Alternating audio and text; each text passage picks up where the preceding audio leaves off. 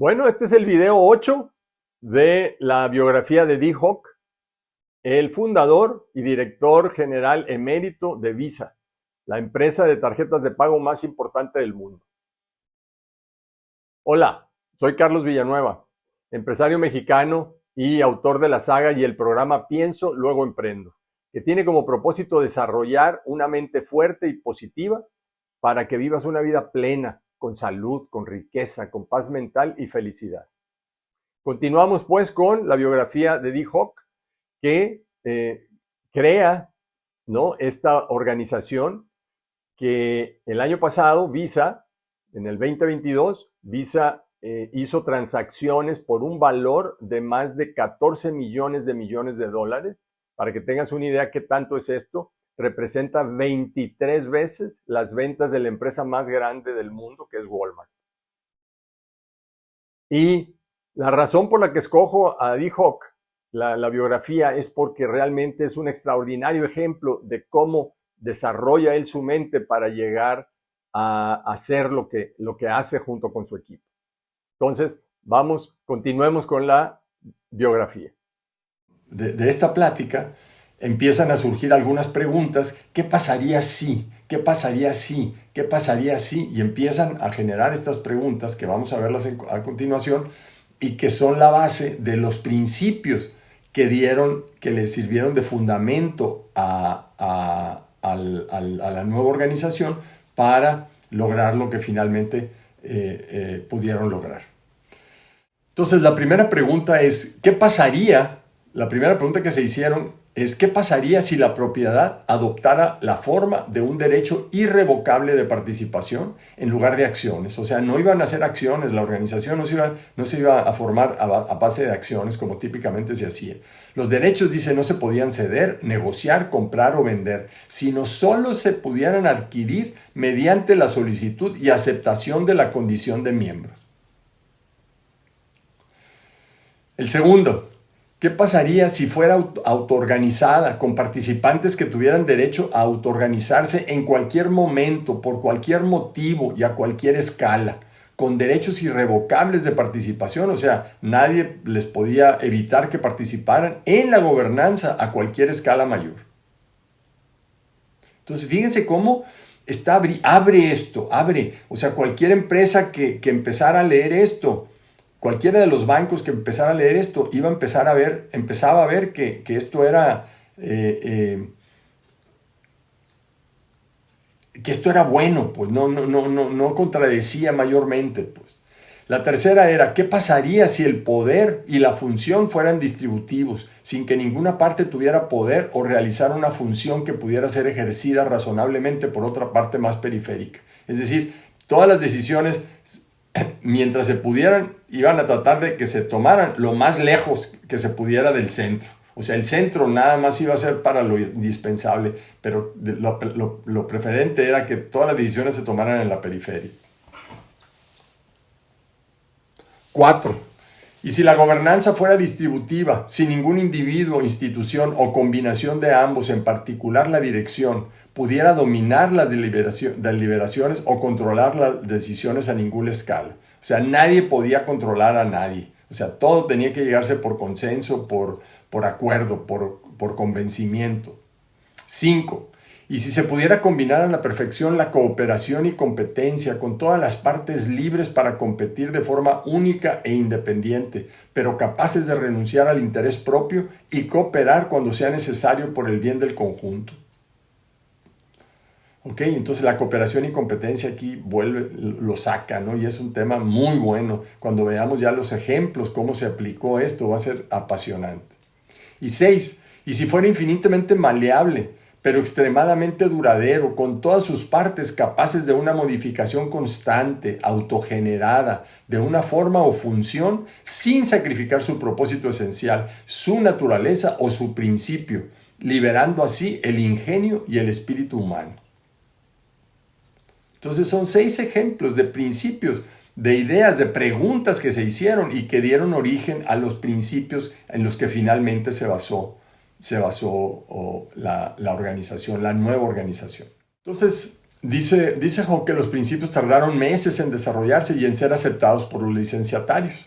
Pero una vez que se aceptaron, se incluyeron siempre en todos los debates. O sea, siempre que había algún debate, se iban a los principios y veían si no se violaba algo de los principios. Y si no lo hacía, entonces podían continuar.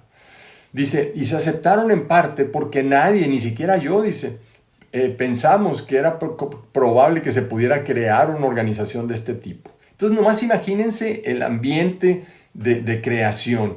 Tienes aquí eran, pues, ¿qué dijimos? Que eran 8 por 5, 40, eran como 50 personas de los comités nacionales, de los comités regionales, que estaban trabajando en todo esto, ¿ok? Y que en un momento dado estaban revisando todos estos principios y acordando todo esto. Y entonces, la pregunta que surge aquí es, ¿qué se decían unos a otros para continuar? ¿Por qué continuaban esto si todos pensaban que no era posible hacer una organización de este tipo? ¿Por qué? ¿Por qué continuaban esto? Ahora dice, ¿por qué pensábamos que no podíamos, que esto era muy poco probable que pudiera pasar? Dice, porque no podíamos cambiar ninguna ley. Olvídense de los cientos de bancos que teníamos que cambiar. Los cambios que iban a tener que darse en Bank of America, dice, para esto. No teníamos dinero para contratar expertos, asesores, no teníamos poder para influir sobre los reguladores, los legisladores, o no teníamos ningún poder político.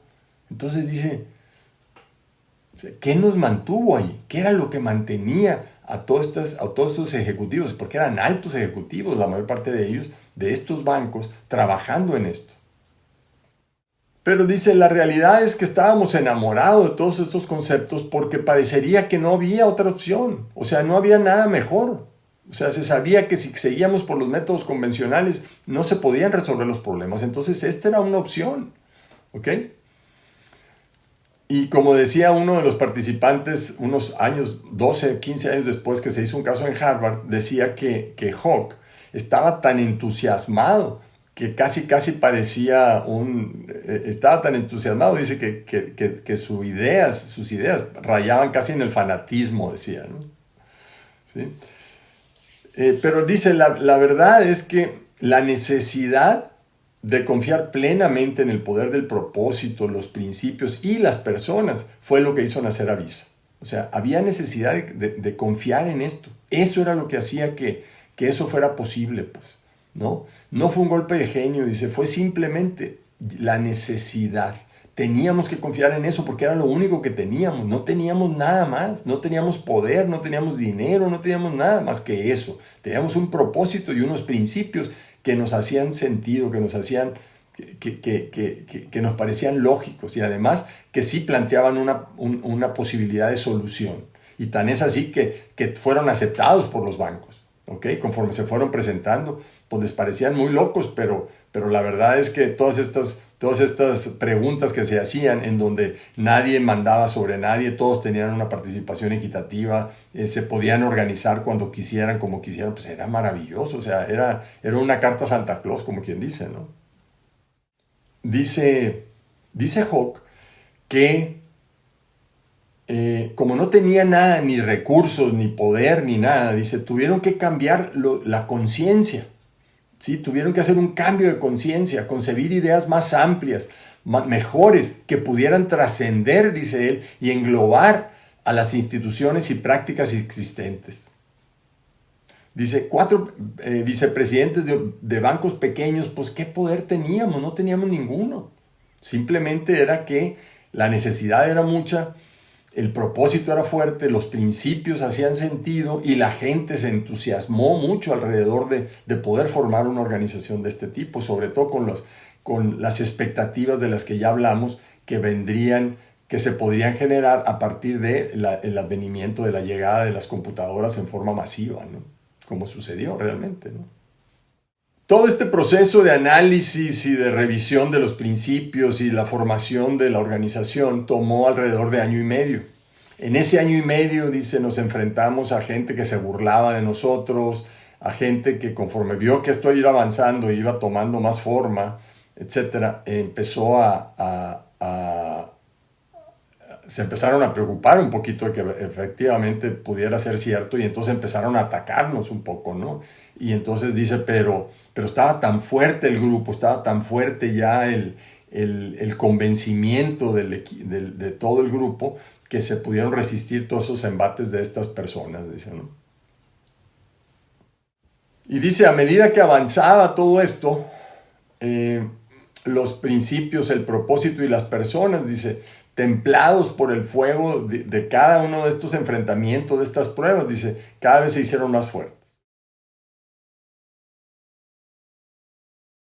Para terminar este video, la parte de la biografía propiamente dicha, y antes de entrar a las reflexiones o a las perlas de esta parte de la biografía, me voy a permitir leer algo unas reflexiones que hace Hawke en el libro, ¿sí? Acerca de esta parte del proceso. Y dice así: hubo docenas de ocasiones en las que deseé abandonar, pero no sé muy bien lo que me lo impidió.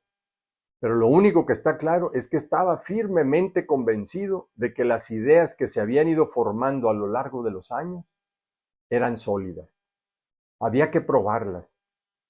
La posibilidad de lo que nunca ha ocurrido no puede determinarse por una opinión, sino por un intento. Intentar lo imposible no es racional, aunque la razón juegue un papel en ello.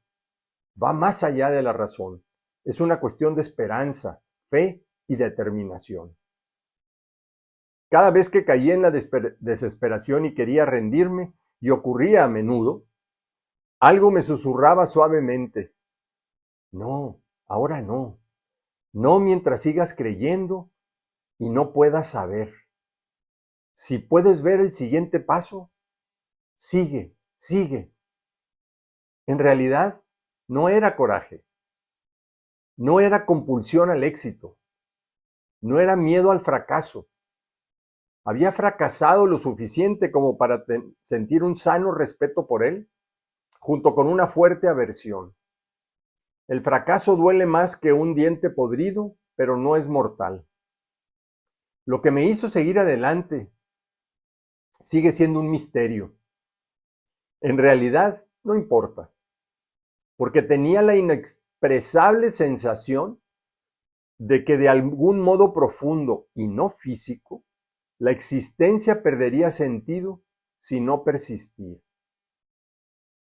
Puede tener que tenga que ver con otro mantra que me ha sostenido a lo largo de los años. Si piensas que no puedes, ¿por qué pensar? Jack, Fred y Sam fueron amigos queridos e incondicionales durante el siguiente año y medio de pruebas y traumas.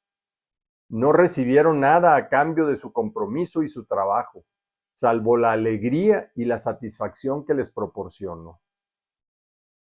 Mucho después de que la vida les llevara por otros derroteros, volvimos a reunirnos en Sausalito para homenajearles como progenitores de Visa.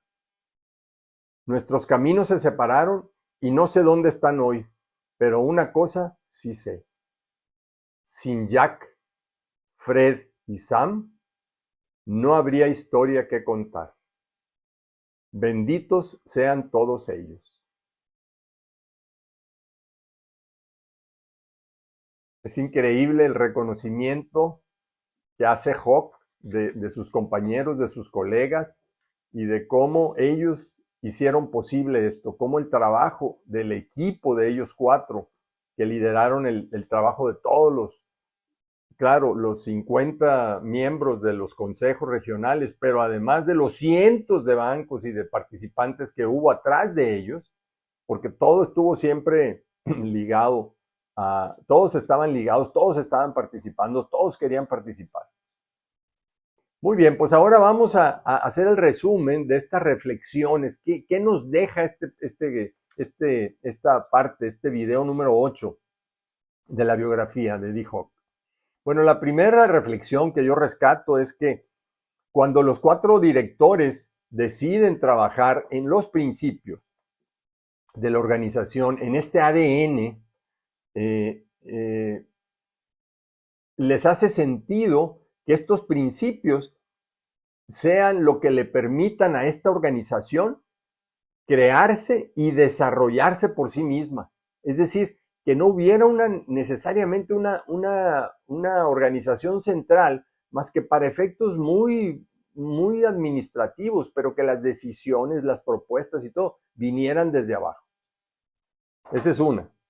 La segunda, porque trabajar por meses en estos principios, bueno, la pregunta era, perdón, me equivoqué aquí, ¿por qué trabajar por meses en todos estos principios si nadie pensaba que esta organización iba a poder crearse?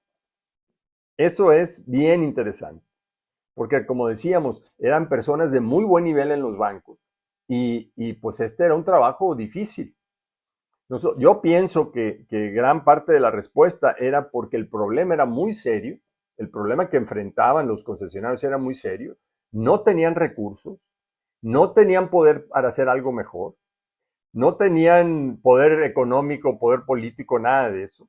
Y además les daba esta organización, esta forma de organización, les daba un lugar, un justo lugar a cada uno de ellos, tenían voz y tenían voto y que sentían que cada quien estaba aportando su parte. 3. Dice Job, aquí rescato el comentario que hace Job, que decía que Visa se creó por la necesidad de crearla, y que lo que dio vida realmente a esto fue el propósito, los principios y las personas. Ese es el ADN de esta organización.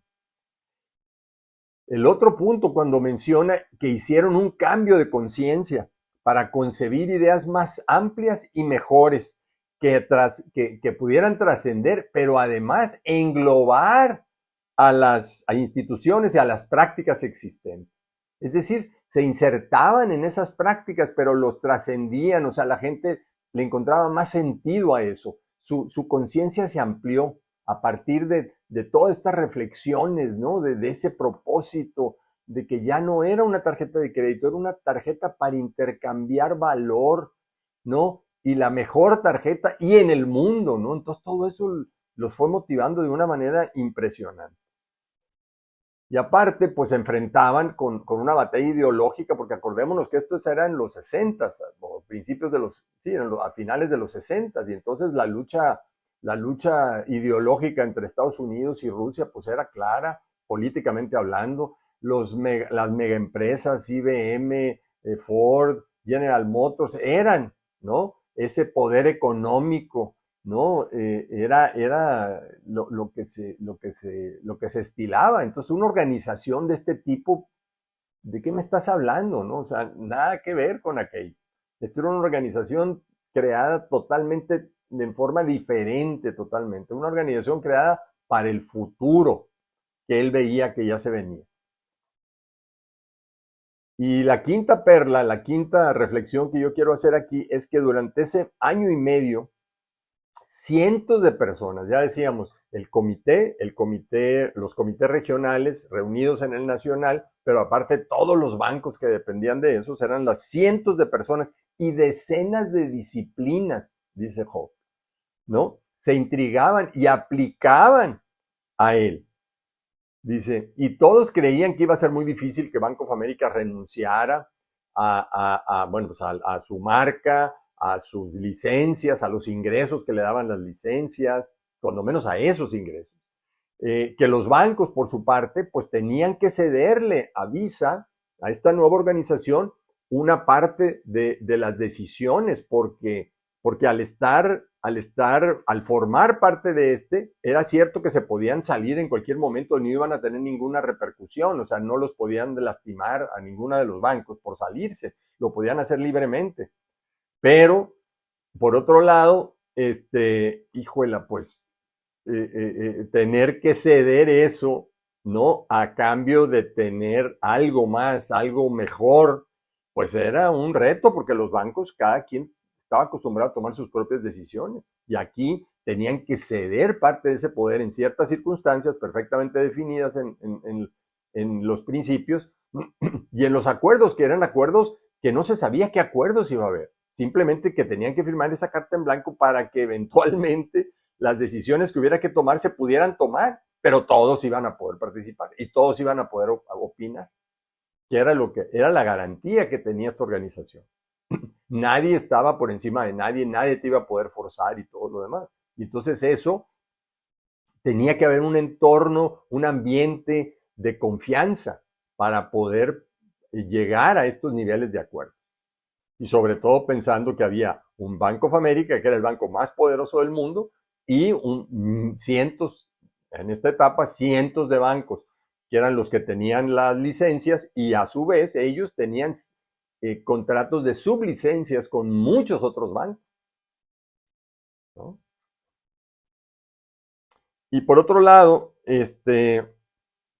bueno, pues el hecho de aguantar las burlas, ¿no? Las burlas y los ataques conforme esto fue tomando más forma, también tuvieron que aguantar todo eso, ¿sí? Y claro, como dice Hawk, el hecho, esos principios, ese propósito y las personas ya en un equipo más formado, más de acuerdo y todo, pues resistieron con fuerza, ¿no? Resistieron muy bien todos esos ataques. Bueno, pues con esto terminamos este video, esta entrega. Y si te ha gustado, pues te invito a que le des un me gusta ahí a la manita, te suscribas al canal para seguir recibiendo más entregas de esta biografía y de los temas tan interesantes que seguiremos subiendo para efecto de continuar el desarrollo de esta mente fuerte, de esta mente positiva y y creo que esta biografía nos ayuda a entender el poder que puede tener esa mente cuando se reúne en un grupo de mentes, de personas que se sienten fuertes con su mente, que se sienten confiados, que se sienten, que entienden el problema y que pueden tomar cualquier decisión, ¿no? Con juicio, con confianza, etcétera. Entonces realmente es muy, muy alentador el escuchar casos así, ejemplos así, y sobre todo, pues visto a la luz de lo que está sucediendo hoy, 50, 60 años después de aquello que sucedió. Muy bien, pues te invito, si estás más interesado a continuar estudiando esto, bueno, te invito a que vayas al website, aquí abajo te dejo, en la descripción te dejo el website, y que veas y compres la saga de Pienso, Luego Emprendo, La cooperación y competencia son complementarios y Pensar para cambiar, que todos son parte del programa para el desarrollo de la mente fuerte y positiva. Y sin más por hoy, deseo que tengas un día, bueno, te agradezco nuevamente, gracias por estar aquí, y espero que tengas un día espectacular. Hasta luego.